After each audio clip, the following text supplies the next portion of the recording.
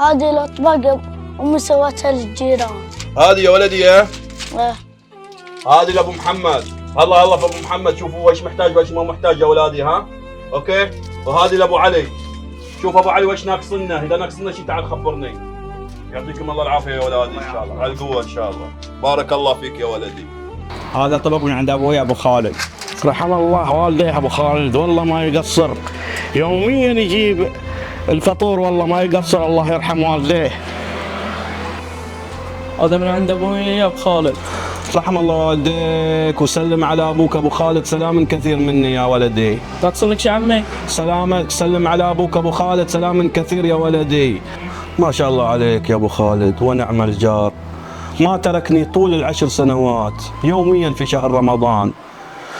الله يجزاك خير يا أبو خالد. ها يا أولادي، وصلت لأبو محمد؟ وصلته. وأنت وصلت لأبو علي؟ بارك الله فيكم، بارك الله فيكم. هذه وصيتي إليكم يا أولادي، عادة تبادل الأطباق بين الجيران والسؤال عنهم، شوفتهم محتاجين مو محتاجين لا تقطعوها حتى لو بعد ما رحت. وصية يا أولادي. ها؟ للأسف أصبحت بعض العادات الجميلة والتراثية في شهر رمضان مندثرة، وأهم العادات عادات تبادل الأطباق بين الجيران.